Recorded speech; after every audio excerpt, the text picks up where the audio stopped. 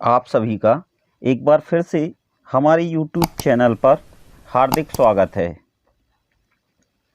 आज एक बार फिर हम OMR शीट भरने को लेकर एक जानकारी आप सभी को देना चाहते हैं।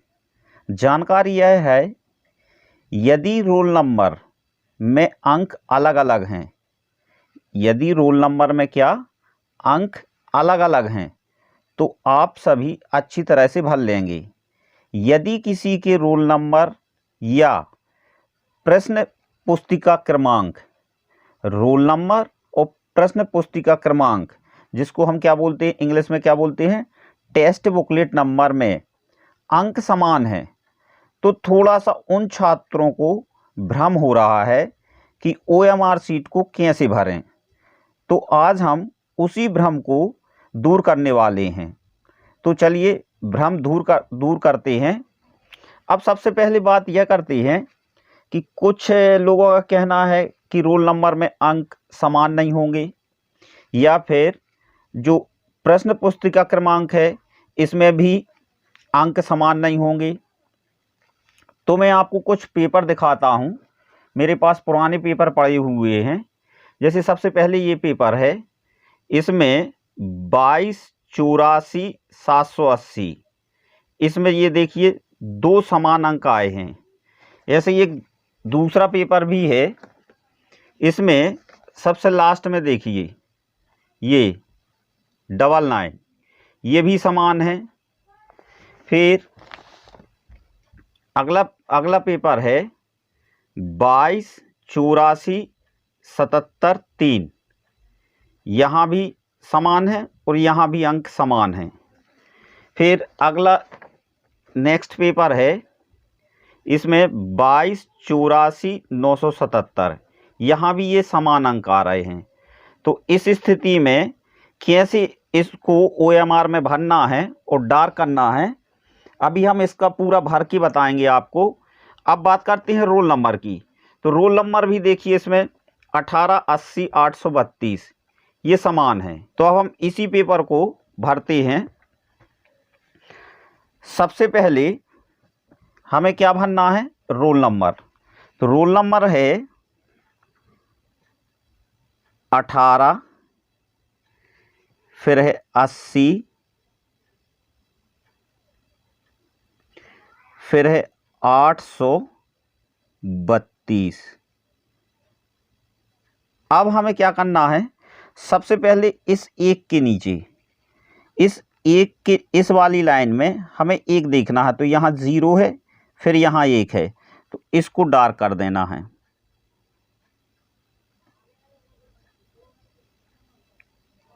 फिर अब इस लाइन में 8 डार्क करना है।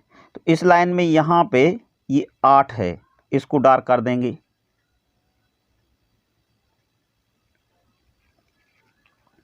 अब यहाँ पे फिर से रोल नंबर में 8 आया है, तो इसी के सामने इसी लाइन में फिर से इसको डार्क करना है।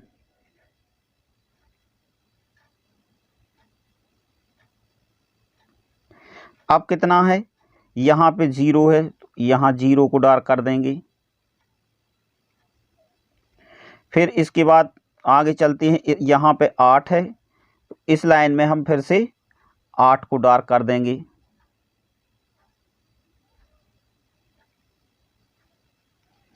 अब यहाँ पे 3 है, इसमें हम 3 को डार्क कर देंगे। अब सबसे लास्ट का अंक है 2, तो यहाँ पे हम क्या कर देंगे, 2 को डार्क कर देंगे। इस तरीके से यदि कोई समान अंक आते हैं, सेम डिजिट आते हैं, तो उनको हमें इस तरीके से डार्क करना है। अब बात आती है टेस्ट बुकलेट क्रमांक। तो इसमें ये भी देखो, ये यहाँ पे 2284,977, इसी को हम भरेंगे। सबसे पहले 22 भरना है, यहाँ पे हम 22, फिर 84,977, 77। अब हमें क्या करना है, इस वाली लाइन में सबसे पहले किसको डार्क करना है, 2 को। इस 2 को डार्क कर देंगे और हम ये नीले पेन का उपयोग कर रहे हैं डार्क करने में। तो इसमें डार्क करने के लिए नीला या काला पेन, सिर्फ दोनों में से किसी एक का यूज़ करना है। अब इस वाली लाइन में फिर से हम 2 को डार्क कर देंगे।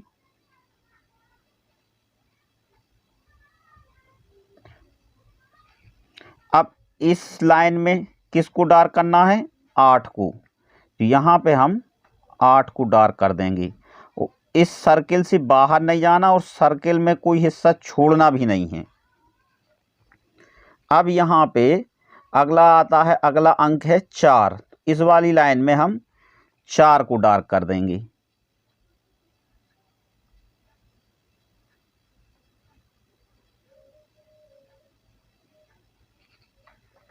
फिर इस वाली लाइन में किसको डार्क करना है, क्योंकि यहाँ पे 9 है, तो 9 कहाँ पर है, यहाँ पर है सबसे नीचे।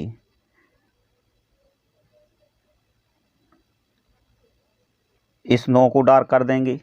फिर यहाँ पे दोनों अंक समान आ रहे हैं, यहाँ भी 7 है, यहाँ भी 7 है, तो मतलब इस लाइन में दोनों 7 को क्या करना है, डार्क करना है।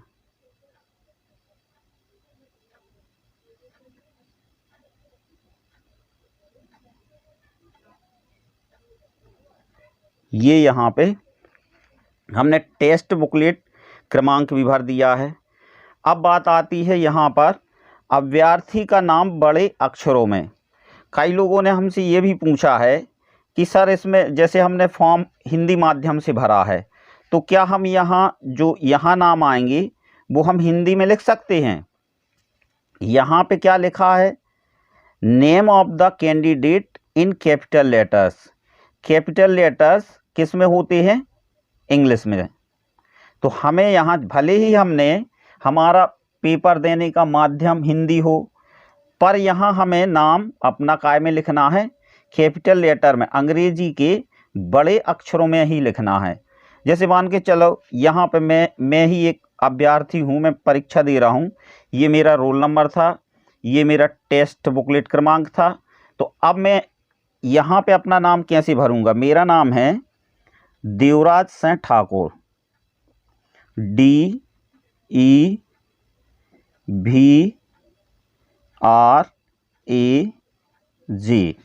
देवराज SINGH,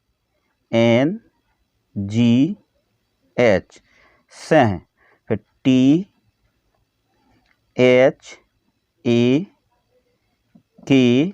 THAKUR, देवराज सिंह ठाकुर, ये मेरा नाम हो गया।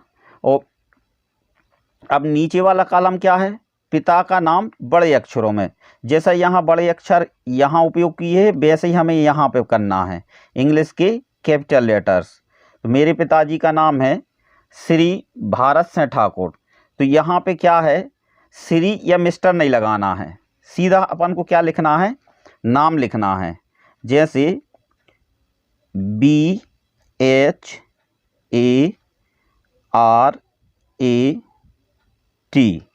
भारत SINGH,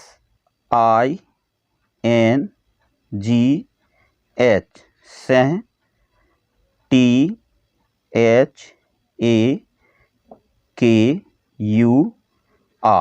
ठाकुर।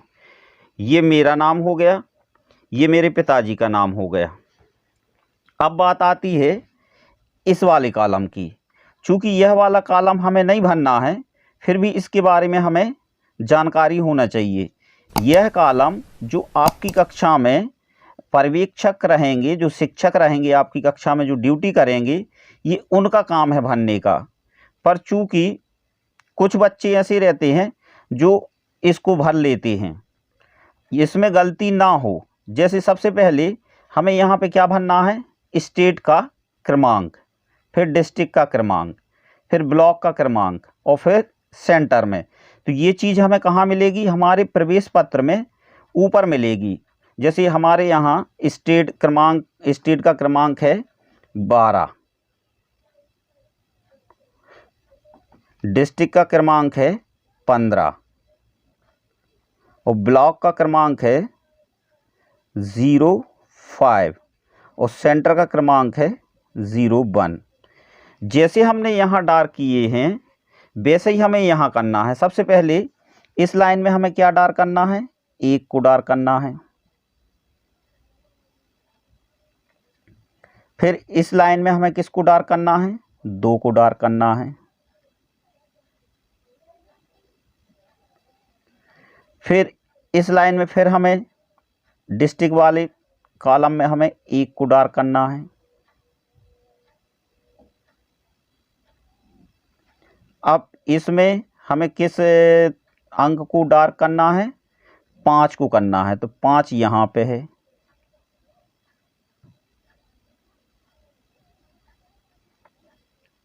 फिर यहाँ पर 0 को डार्क करना है।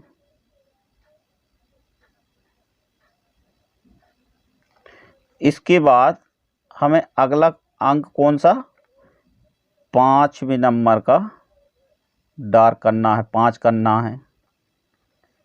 फिर सबसे लास्ट में सेंटर है, इसमें 0 को डार्क करना है सबसे पहले। फिर किसको करना है, 1 को डार्क करना है। चूंकि यहाँ पे हमें तब तक नहीं भरना है जब तक जो पर्यवेक्षक, जो शिक्षक आपके कमरे में रहेंगे वो ना बोलें, नहीं तो ये उन्हीं का काम है, इस वाले पूरे ब्लॉक को वही भरेंगे। पर हमें थोड़ी सी जानकारी रहना चाहिए इस बारे में। अब सबसे लास्ट में नीचे आते हैं, तो नीचे हमें क्या करना है,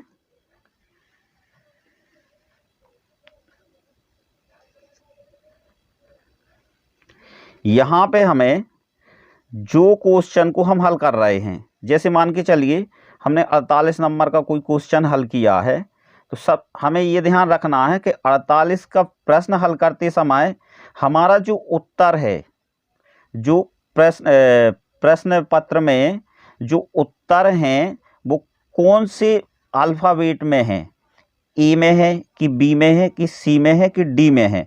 अगर मान लीजिए 48 का बी आ रहा तो हमें 48 का बी ही डार्क करना है।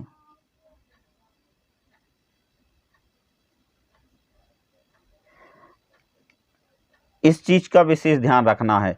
ये नहीं करना कि 48 में जल्दबाजी में 48 की जगह हम 68 का डार्क कर दें या फिर 28 का डार्क कर दें। अच्छे से ध्यान से देखना है कि हमने प्रश्न पत्र में कौन से प्रश्न को हल किया है, तो OMR सीट में हमें उसी क्रमांक के सामने जाके एक बार फिर से देख के कि 48 का बी ही आया है तो बी को ही डार्क करना है। अब सबसे नीचे वाले कॉलम में चलते हैं। सबसे नीचे वाला कॉलम है यहाँ पर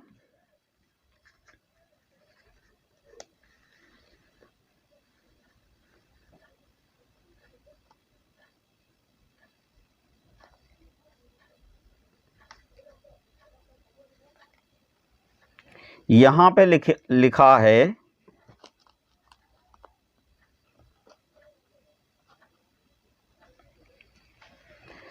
signature of candidate in running hand. यहाँ आप सभी को अपने साइन करना है। जैसे मेरा नाम है देवराज सिंह ठाकुर और मैं साइन करता हूँ, इस तरीके के साइन करता हूँ, तो मैंने ये यहाँ अपने साइन कर दिए। यहाँ पे आप सभी को कुछ नहीं करना है, इस कॉलम को छोड़ देना है। जो पर्यवेक्षक हैं, जो शिक्षक वहाँ ड्यूटी कर रहे हैं, वो उनके साइन होंगे यहाँ पे।